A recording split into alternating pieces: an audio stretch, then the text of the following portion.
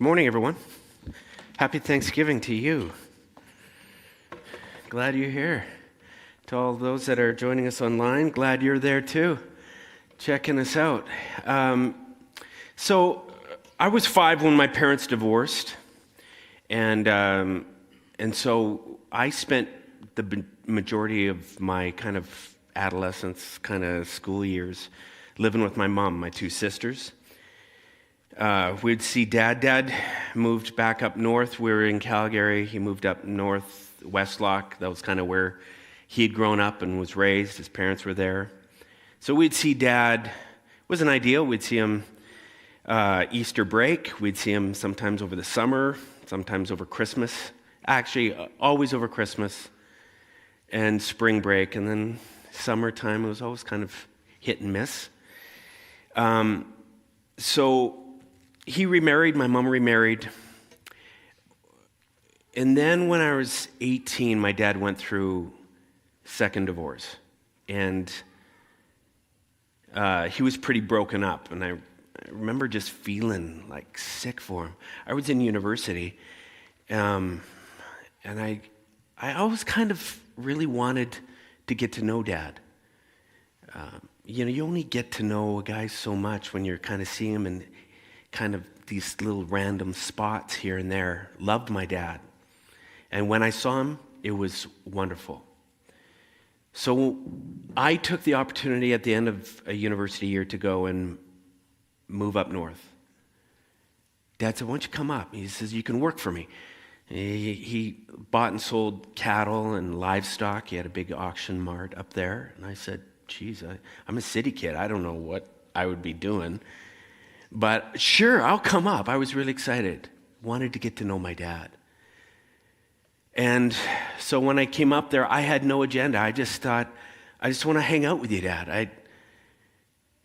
And so the days were kind of filled with me just shadowing Dad. He'd go out, did a lot of road work. He'd travel around to different farms, ranches, big ranches where they'd be getting ready to sell big herds of cattle. He'd look at the cattle, he'd bid on them. And I would just tag along. I mean, I'm a city kid. I don't know, understand any of the stuff that they're talking about. But I would just watch Dad as he interacted with these ranchers. And the stuff that he knew, the way that they would lean on his knowledge of the industry. It was just fascinating to me. He was kind of like the cowboy whisperer. He could get into their kitchen. He knew their stories. It was so fascinating. And then on sale days, we'd be back in the auction mart, and he'd be up on the block auctioneering, with all that stuff, And I loved just watching the way Dad would interact with these people. It was so interesting.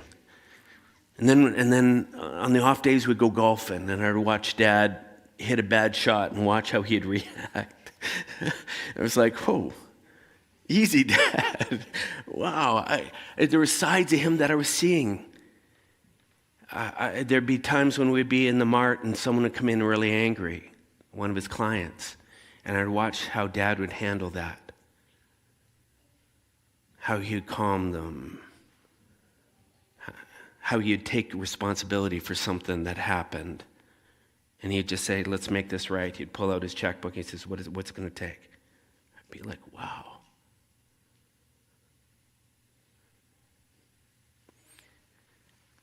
It's interesting, isn't it, how much you can learn about someone, not so much even by having probing conversations where you're staring into a person's eyes and you're asking them these soul-penetrating questions. Nothing like that. Just hanging out with someone and watching how they do life. I was with my dad for 6 months. And I spent most of every hour, every day with him outside of sleeping. And I came away feeling like I grew up with my dad. And I tell you, for those first few months, I was guarded. He didn't ask me a lot of really deep questions. I think there's probably a little bit of shame how things ended up with him and Mom that led to us being with Mom all the time. So there's times where even childhood and what we did, he was careful what questions he asked. And so the conversation for the first few months rarely went very deep. But man, even just doing life together, I was learning so much about him and who he was, the character of him. I'm fascinated by that. These kinds of hanging out moments, they happen all the time in our lives with people all around us. You have this going on right now with people you're working beside, people that are living next door to you.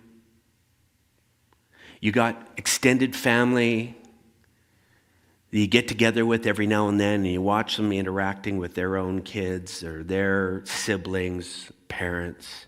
You're just watching. Sometimes you might not be having really deep conversations, but you're learning a lot about them if you're paying attention.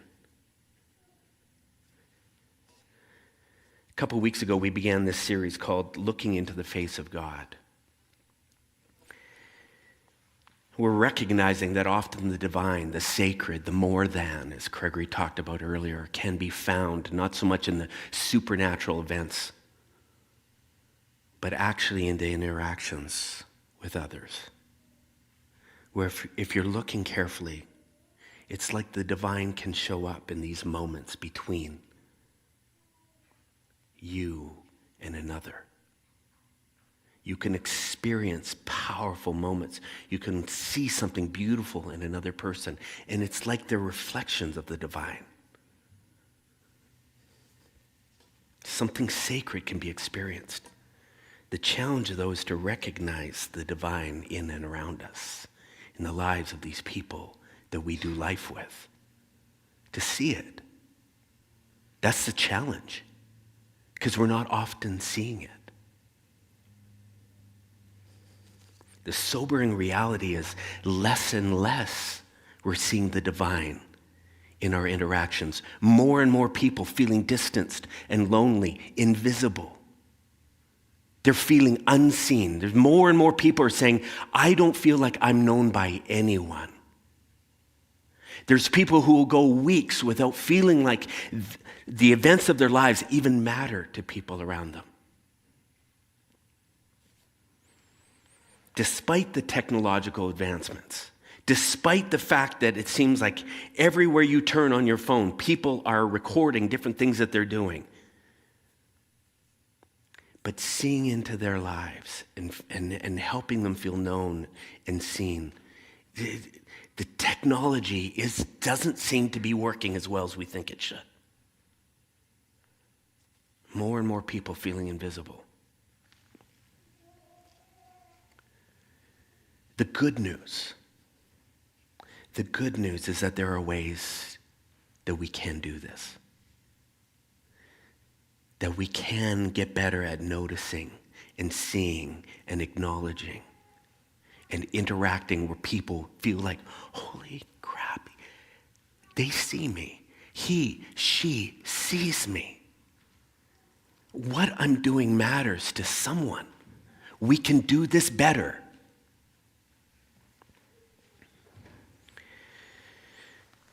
Figuring this kind of stuff out, it matters to us. This matters to us. And I just want, before I get into the kind of the bulk of the message this morning, I just want to remind us, when we talk about seeing people, making them feel known, and vice versa, and even to the point where someone starts to feel almost, you could take to the point of feeling loved or significant. I'm here to tell you that this is probably some of the most spiritual conversations, subject matter we can come up with. This is deeply spiritual business we're talking about. This isn't just some pop psychology from the latest book. We believe it's one of the highest priorities we have on this spiritual journey. Jesus was asked by one of the teachers of the law, one of the rabbis, of all the commandments going right now, which one is the most important? Because there's a lot. There's a lot of different rules and whatever. Can you summarize? Which is the one that you would focus on? And Jesus just pointed to two. He says, love the Lord your God with all your heart, soul, mind, and strength. And the second is this, love your neighbor as yourself. He said there's no greater commandment than these. There's nothing more important than that.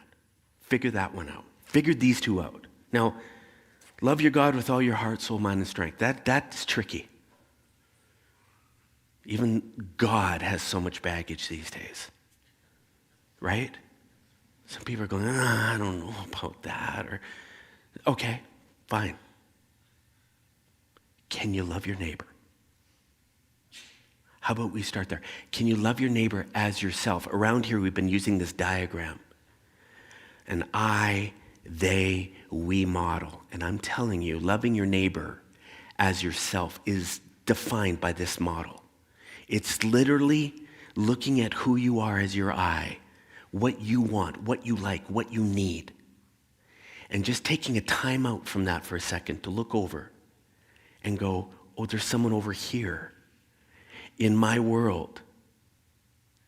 And perhaps I have some kind of responsibility to help that person feel seen and heard and loved. And in the same way I am trying to fight to understand myself and get my needs met, I am going to look over this side of this fence, look at this person, and perhaps help them in the same way. And when that happens, the magic hits. That's when we enter we. So everything I'm talking about this morning is to that end, that you and I may experience a we moment, perhaps even this week, with someone in your world that feels invisible. That's what I'm hoping. Every now and then we come across a book or some teaching that articulates strategies, ideas, concepts that we think gets us to that. We go, man, they might not have any spiritual language, any religious jargon in it, but they're talking about something that we think will lead to that thing happening. We came across this book, How to Know a Person by David Brooks. We've been talking about this thing, and so I'm going to pull some pages from this book this morning. This guy speaks about the skill sets of people who know how to make others feel seen and heard and known. It's a fantastic book. In chapter 4, he talks about the role of accompaniment. What it can play in getting to know someone. This chapter rang my bell, resonated so deeply with me. Explained how after you cast an illuminating gaze on someone, after you're able to say, hey, I see you there. And maybe it's an initial introduction. It's just like, hey, I noticed you were doing something over there. That was really cool. And whatever it is, you all of a sudden strike up this conversation. Maybe it's a person in your company. Maybe it's your neighbor. And you're just going, hey, we haven't met. You start this relationship. He said the next step, once you've shone a warm kind of light on this person, letting them know you see them. You value something about them. You'd like, perhaps, to know more. He says the next natural step is accompaniment. This is what I want to talk about this morning. Accompaniment. Because 90%, he says, of life is just going about your business. It's just doing your life the way you do it. Sometimes it's a trip to the market, Safeway, getting your groceries, and you're interacting perhaps with the teller.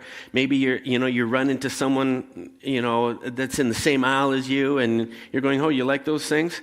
Oh, yeah, I love these, Oh, and stay away from those. Those are bad. Oh, yeah, really? Oh, yeah, okay. And you get to the teller, and they're going, oh, hi, and you have this little conversation with them. Perhaps you're unloading your groceries, and your neighbor comes out, and you remark on how nice their lawn looks, or something about their kids, and I notice they're playing sport. Whatever it is, you're having these interactions. You're going about your life, but they're these casual kind of interactions you're having all along. Drop your kid off at school, and another parent is there, and you have this conversation. In these normal moments of life, you're not staring deeply into someone's eyes. or unveiling profound intimacies. Man, you're just doing life alongside of them, doing the same kinds of things. Not face to face, side by side. You're accompanying others. You may not even have thought about this before, but there are probably a bunch of people in your world that you're doing life together with them. They know you, you know them. Maybe not well, but your life keeps intersecting. Typically, when you first get to know someone, you don't try to peer into their souls. You don't say, who are you? Tell me about your life. Right? That's creepy. Seems more appropriate to just look at something out there together. I was talking with some guys this morning about that Flames game last night. That was great, hey? Sorry, all you Oiler fans that are lurking in here. I got to take my shot when I get them, because we might not have many this year.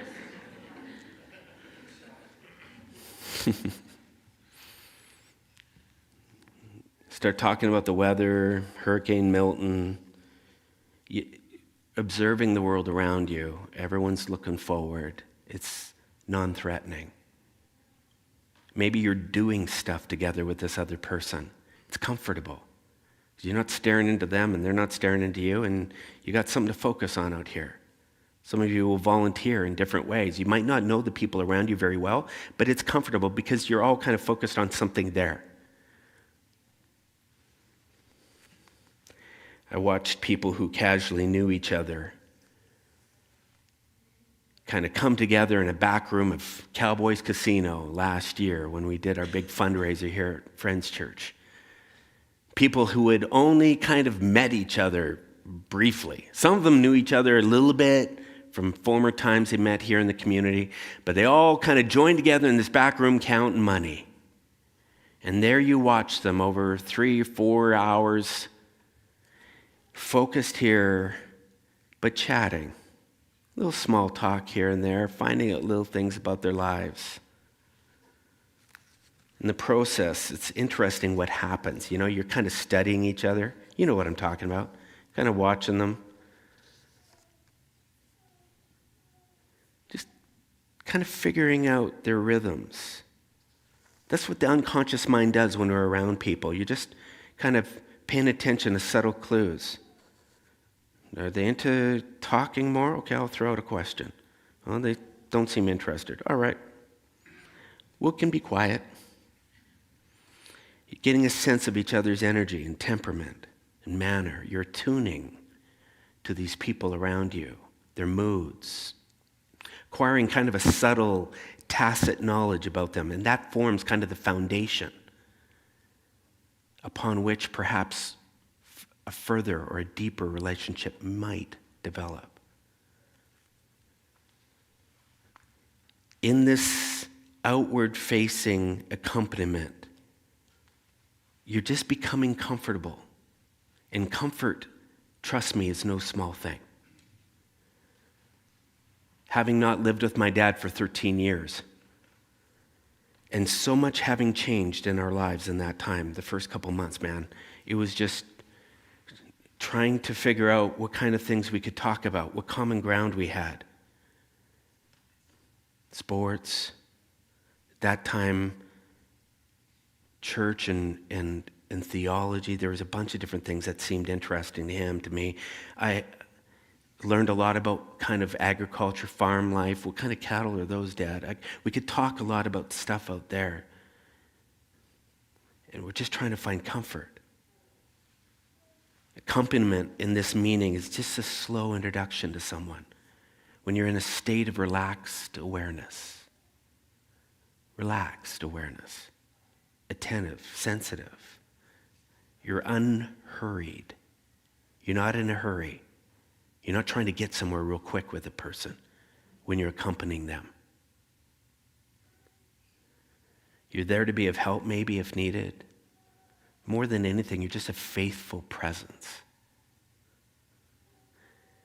Open to whatever may come. Whether a relationship deepens or it doesn't, it's cool. It's cool. I'm here. I'm hanging out.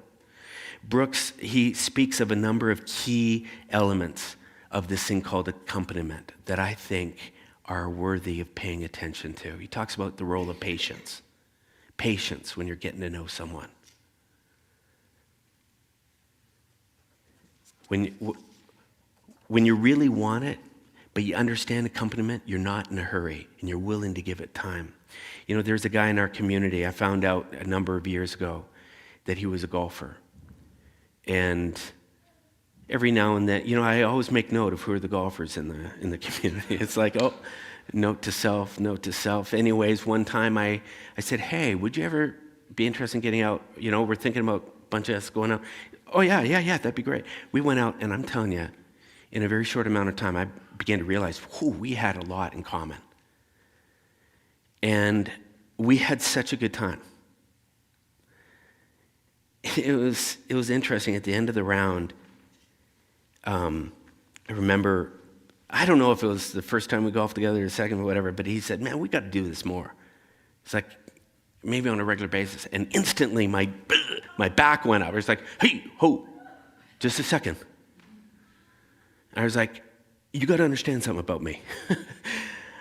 It was like this knee-jerk reaction. It's like, I got a big circle, and I got a lot of people in my life, and I golf with a lot of people, and I'm committed in all these different places. Man, I don't want to disappoint you, but I don't want to step in any, I don't want to set the expectations too much. He was like, whoa, pal, easy. He was like, cool. It wasn't like that hard, but I could feel, I was like, instantly I was like, hey, and he was like, whoa. He was like, that's show, whatever. I'm like, oh, I'm sorry. I don't want to sour this thing, and I've done that before. I've set up expectations, and I couldn't deliver. And he's like, no. I was just saying, hey, if ever, whatever. It's like, okay, thanks, man. Have you ever done that? Have you ever kind of gotten to a point where you go out with someone and all of a sudden it's like, hey, when we next week? And you're like, whoa, no, this is great, but it's complicated.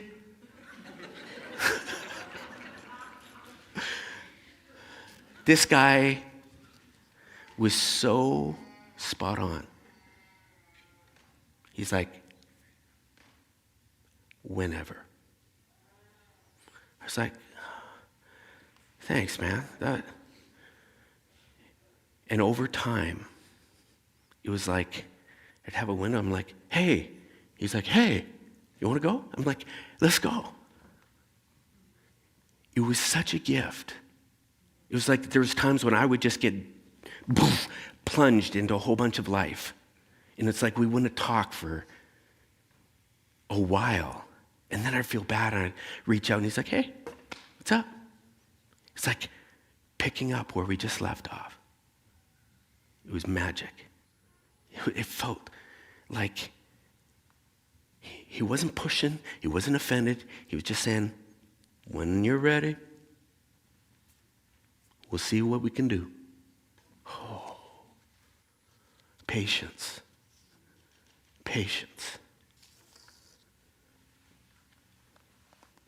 Not forcing, but allowing space for someone to feel more and more comfortable. That you're not trying to extract something. That you have no agenda. There's not some kind of end that you're trying to get to that might not serve your ends. Ooh, man, what a gift. Great accompaniers. They know how patience, the role that patience plays. So there's patience. But there are other ingredients that make accompaniment very effective. Another one is playfulness. Playfulness. I'm sure by now you've all have grown very weary of my hockey stories and Vince's dirt bike stories. But you folks need to understand something. We've both been powerfully impacted by the relationships that have been built through play. It's just our forms of play. There's nothing magical about hockey or dirt biking, hiking, whatever the things that we're doing, golf. But there's something sacred in those playtimes. And if you've committed yourself in some part of your life to play, whatever expression with other people. You know what I'm talking about. When you play with people, it brings out a side of individuals that few other things can. Isn't it true? It's such a potent way of being able to know someone. It's through play. Game of poker reveals a lot. My mom is the queen of family reunions. I've dubbed her that, man. Mom can't bring the family together enough. She would have a family reunion every 6 months if we could. We've outlawed it. We said, Mom, slow down. We're not coming together very often. But I remember one, and growing up, I was always uneasy. We have a big family, and when everyone comes together, there's so many I haven't hardly even met. And so the idea, I remember as a 14-year-old, I was like, oh, Mom says, hey, we're going. It's going to be so much fun. You're going to meet a bunch of your cousins. I'm just like, oh, shoot me out. I got friends, Mom. I'm good. But I remember going to this one family reunion. It was a big campground, central Alberta. All the family comes in. And at one point, it's just awkward, right? People mixing and mingling. And I got these cousins I've never met. I'm like, oh, geez. And, I'm so uncomfortable. I'm really enjoying hanging out with my sisters. Like, that's when you know it's really uncomfortable. and vice versa, trust me. And anyways, Mom says, we're playing a game. Everyone's in. And so you could tell everyone's like, a game? What kind of game? So we played this game called Anti-Eye Over. Have you ever heard of this thing? So I'm not going to go into the whole thing, but big camp kitchen with a big roof and whatever. They split the team into two. You have a ball. You chuck the ball over the roof. Everyone screams, Anti-Eye Over. And if you catch the ball, the team is able to run around, and whoever they touch as they come around, so they surprise. It's the element of surprise. People are sitting on the other side having thrown the ball, they're waiting, and they hear it, and all of a sudden it's like, oh, they're coming from this side. And everyone starts running around, and it's just tag now. They're trying to touch whoever is on the other team, and if they do, then you join their team until you eliminate everyone on the other side. I'd never played the game before, but I'm telling you, and I don't know if I played it since, but I just remember in this one game, all of a sudden, man, these aunts and uncles, some of them very elderly, taking a biff on the ground and they're bouncing up. Some people are just almost tackling everyone. And I just thought, holy cow. I saw sides of these women running around in dresses. We're laughing. Instantly, that whole reunion took on a different feel. There was a couple cousins I was playing alongside, and we became the camaraderie all of a sudden came together. We finished that game. I don't know if we played for an hour, but that family reunion just took off. I've never given my mom credit for that. But I'm telling you, I remember how that just changed everything, and all of a sudden I was relaxed. I'm like, okay, we're having fun now. This is good. This is great. Play does that. Let me ask you something. How much time would you carve out with the people in your world to just have a little fun every now and then? People maybe, even in a work environment, your neighbor, maybe your own kids. You're one to get to know deeper. Have you ever just stopped and grabbed the controllers and said, all right, teach me this game. I don't know how this works here. Powerful concept of accompaniment. And these illuminators, they're able to not dive into the intimacies of a person, but they'll say, hey, I'll come alongside you. What are you doing? Yeah, I'll come and join you. You're into hiking. Okay, I'm in. What's that about? Let's go. What do I need? They're gamers. And it's powerful what can happen when you invest yourself in something that makes that other person smile. Prioritizing play with the people in your life. Don't underestimate. Don't underestimate the power of that. So there's patience and there's playfulness that allow you to kind of slide in along someone, start getting to know them better. When Dad and I started playing golf together, all of a sudden a new level of comfort between us started happening. We started teaming up against other pairs. The camaraderie started building. Oh, man. So much fun. Patience, playfulness. Now there's other-centeredness is what the author brings up. This was interesting, the way he used that. Other-centeredness. You're not centering kind of your gaze and your focus around what it is you're needing, wanting, whatever. You're looking and you're thinking deeply about this other person, what they need and want. Yeah, I love golfing with my boys. That probably, it's right up there in terms of one of the best days I can spend is when my 3 boys are lined up with me. I had 2 opportunities this year to be out with the 3 of them. And it's game on. We're having a great time. I'm driving the car with my boy. And then I start blowing it. He hits a bad shot. We're in the trees. And I'm just along for the ride, and he pulls out his club and I'm going, hey, what are you thinking? He's like, I think I got a hole right there. I go, you think you can hit it through that? He's like, yeah, I think I got this. I'm going, oh, I don't know, buddy. Probably make more sense going this way. You know, you could just get out, really. He's like, Dad, it's all right. I think I got this. What club are you using? How far out are you? Finally, he's like, Dad, play your own game.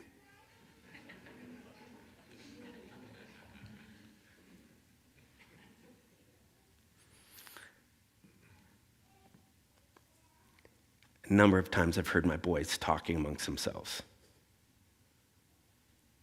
You drive with Dad.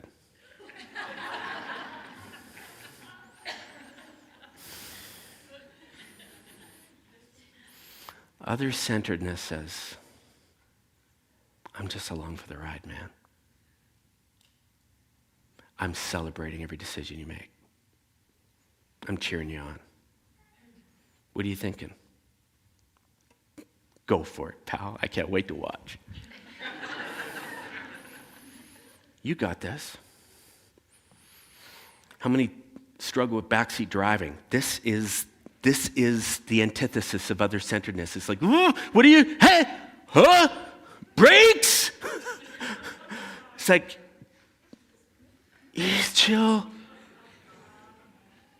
It's an element of control. It's taking your hands off the wheels and saying, I trust you. I'm just here. I have no agenda.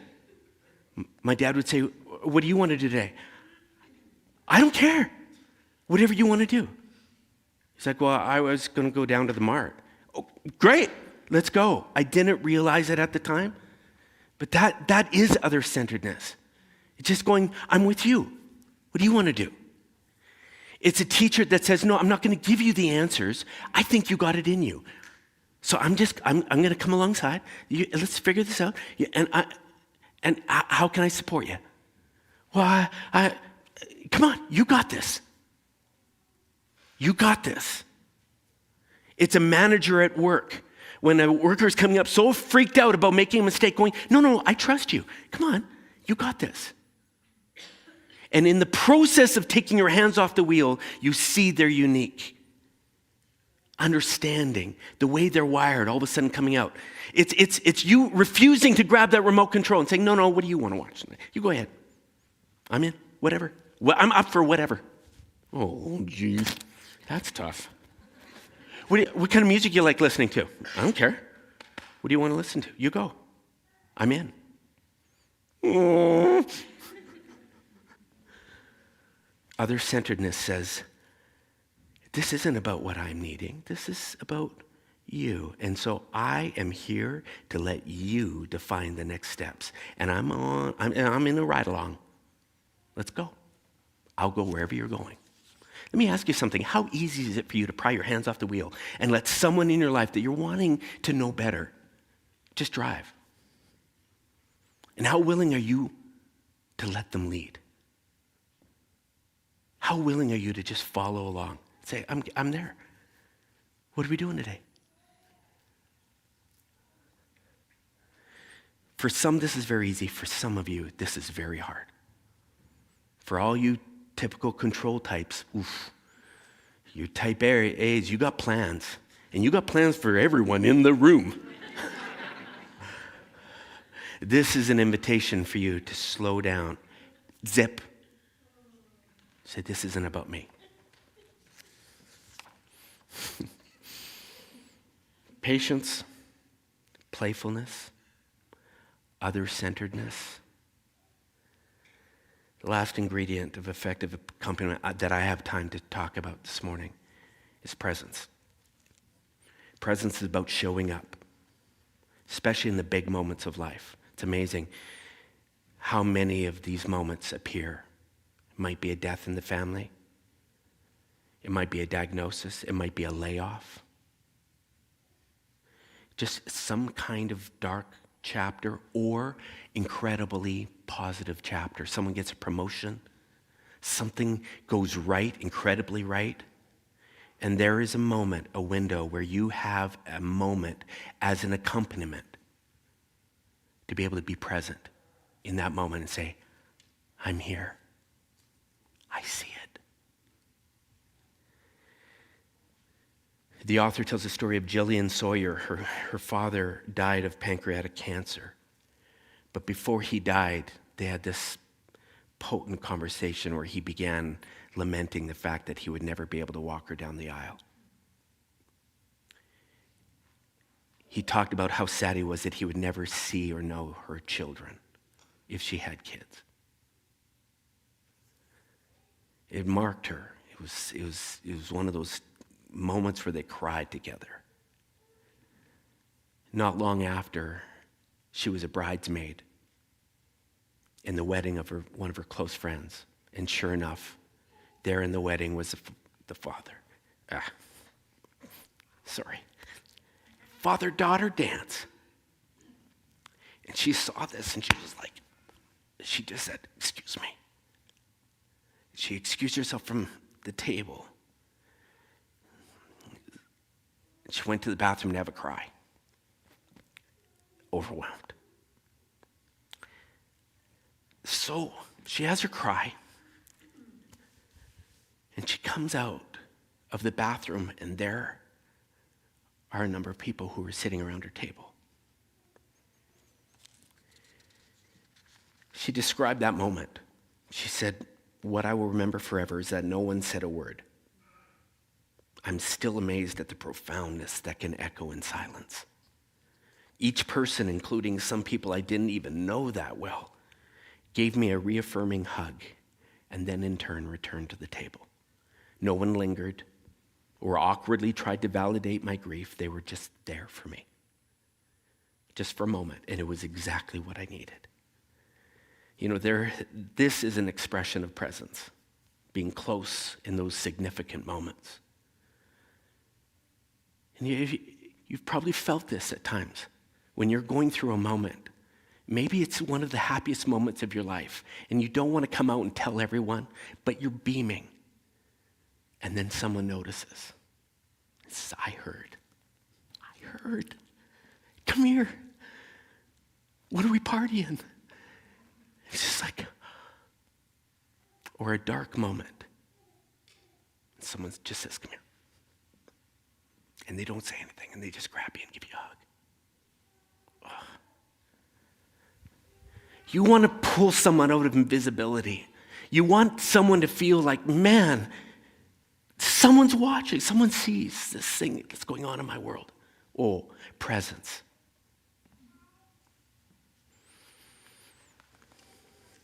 I find that often, instinctually, people do the opposite in these moments.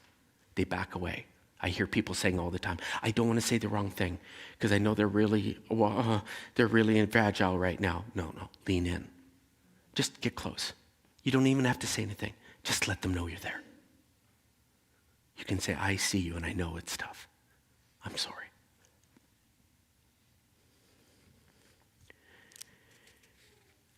Perhaps there's someone in your life right now who just needs to know that you're there.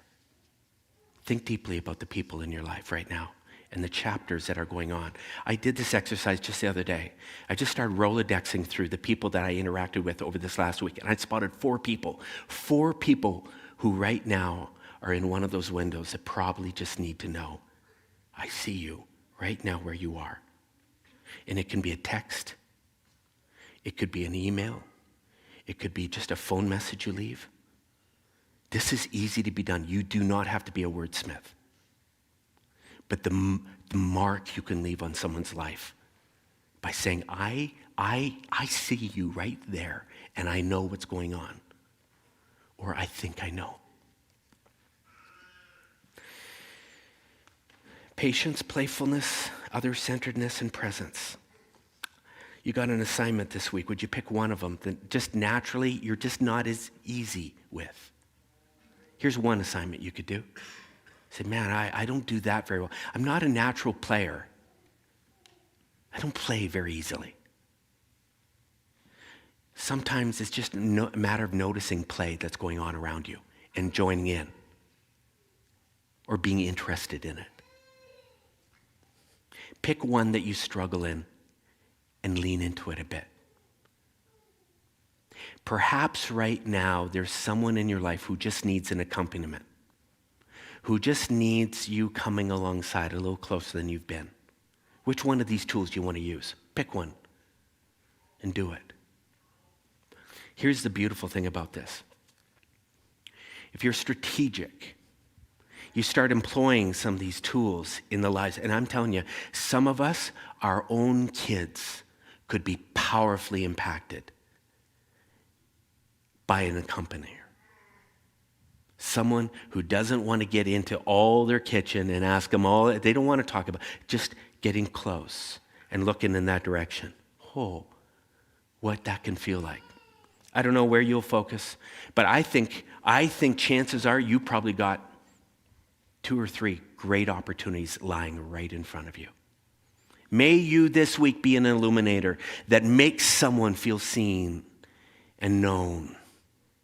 And maybe in the process, you ignite all kinds of different things. And I pray that someone in your world, if you're sitting here today feeling invisible, feeling like you're the one that's going, man, I would love to feel that way. I hope and pray for this for you too. But I guess it starts often with us. So may you take a step in that direction this week. Amen. Have a great week, everyone.